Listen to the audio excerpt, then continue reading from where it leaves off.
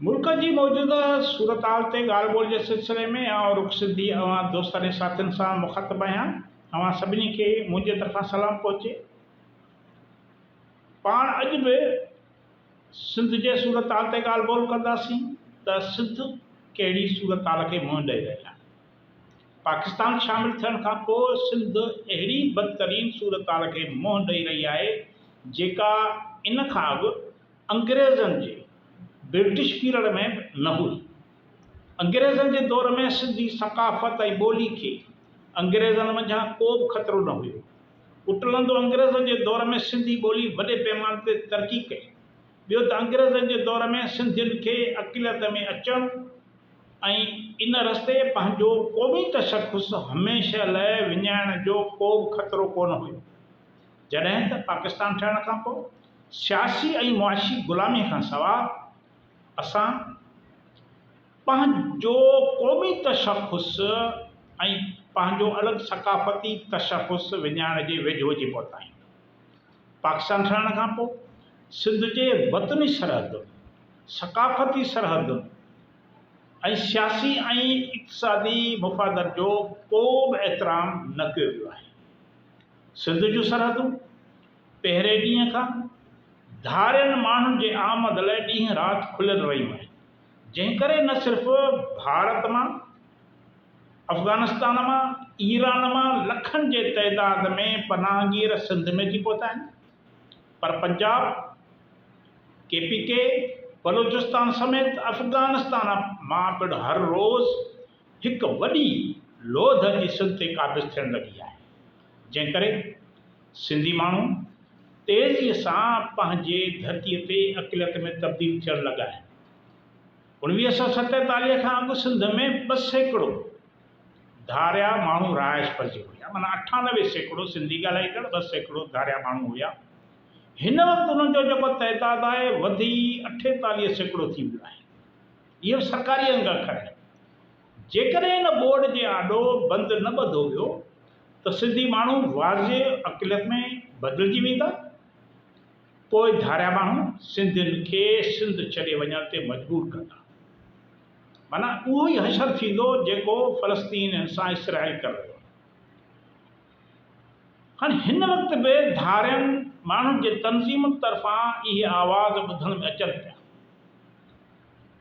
त सिंध तां के हाकमियत विञाए चुका आहिनि।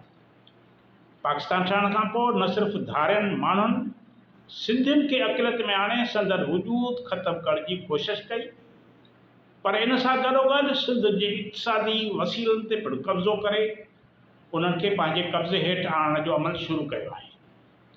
पाकिस्तान ठहण शर्त सिंधी हिंदुनि जूं छॾियल ज़मीनूं, दुकान, सनअतूं ऐं कारोबार जेको हो भारत खां ईंदड़नि जे हवाले कयो वियो। सिंध जे टिनी बैराजनि सखर, गुड्डू ऐं कोटड़ी बैराजूं तयारु थींदड़ नयूं ज़मीनूं लखें एकड़नि जे हिसाब सां धारियनि माण्हुनि मंझि इनामनि इकरामनि तौरु विरायूं वयूं। सिंध जे 3 अहम शहरनि कराची, हैदराबाद, सखर में सनअतूं लॻाए उन्हनि जो सॼो कंट्रोल मालिक खां मज़दूर ताईं ॿाहिरिनि माण्हुनि जे हवाले कयो। सिंध जी मैदनियात लोह, कोयलो, जिप्सम, मेट, लूण, तेल, गैस, हाणे इहे जेके आहिनि वसीला उहे ग़ैर सिंध जे हवाले कया विया आहिनि। सिंध मां मिलंदड़ तेल ते पिणु धारियनि माण्हुनि खे क़ाबिज़ करायो वियो आहे, जिन उते सिंधी माण्हुनि खे सिर्फ़ु मज़दूरी ॾियण बि गवारा न कई आहे। सिंध जूं नौकरियूं वंड विरासत करे धारियनि माण्हुनि जे हवाले कई वियूं आहिनि, जंहिंजो नतीजो इहो निकितो आहे जो सिंधी हार पंहिंजे हक़ तां बेदख़ल थी विया आहिनि। मज़दूरनि खे कारखाननि मंझि दाख़िल थियण खां रोके पियो वञे। विचोलो तबिको नौकरियुनि खां महरूम रहिजी वियो आहे, जंहिं करे सिंधी अवाम जे हर तबिके में बुख ऐं बेरोज़गारी वधण लॻी आहे ऐं हू अमल जे मैदान मां धिकबो बेअमल थींदो पियो वञे। सिंधी माण्हू सिंध जी ख़ुशहाली ऐं शादाबी जो इन्हिसार सिंधू दरिया ते रहियो आहे। सिंध बुनियादी तौरु हिकु ज़रई मुल्क आहे। इस्तिहसाली टोले सिंध खां पंहिंजी शादाबी ऐं ख़ुशहाली खसण लाइ सिंध जी ज़रई मुआशत खे तबाह ऐं बर्बाद करे लूलो लंगड़ो करण लाइ सिंध खां सिंधु दरिया खसण जी कोशिश कई आहे। पंजाब सिंध जो पाणी रोके उनखे मुकमिल तौर पंहिंजे रहम करम जो मोहताज बनाइण लाइ सिंधु दरिया मथां नाजाइज़ तौर ते डैम ठाहिण, वाह ऐं बैराज कढण शुरू कया आहिनि,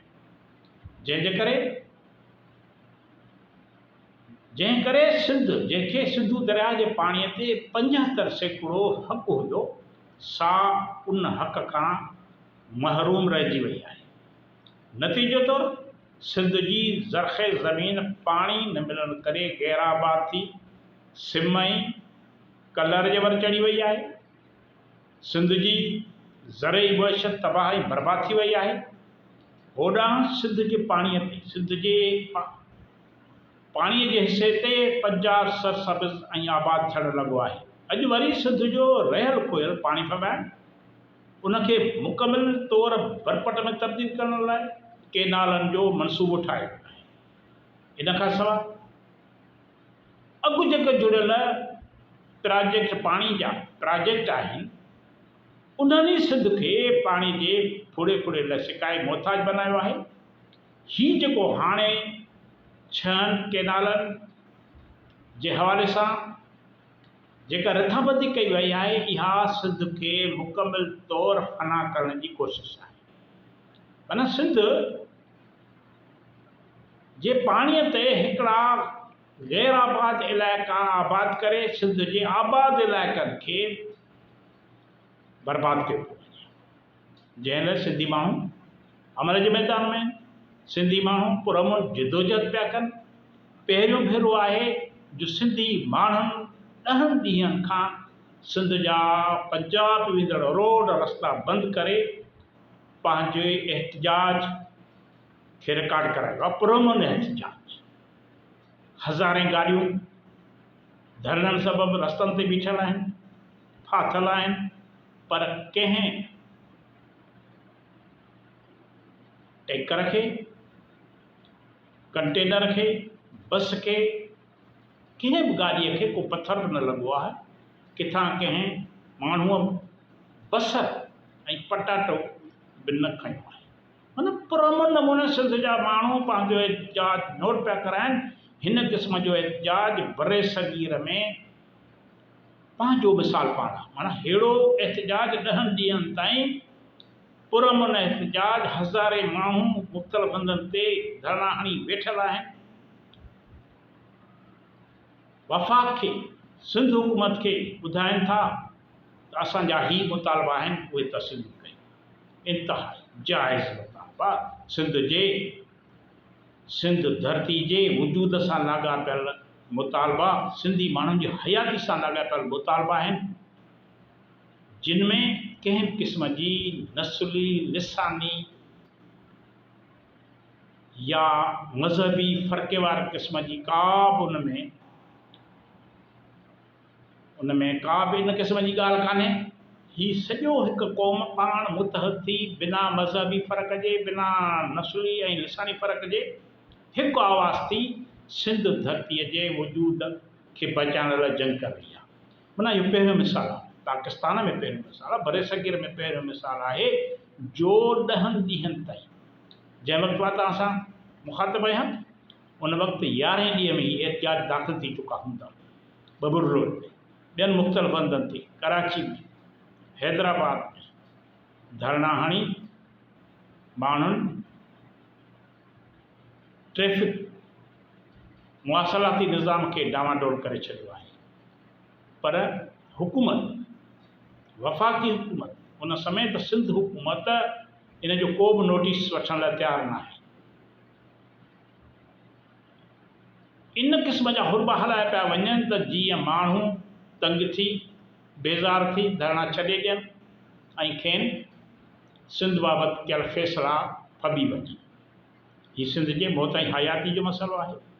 सिंध जा माण्हू इन ते आख़िर ताईं विढ़ंदा ऐं पंहिंजो हक़ पुरअमन नमूने हासिलु कंदा। अव्हां जी वॾी वॾी महिरबानी। ईंदड़ वीडियो ताईं इजाज़त।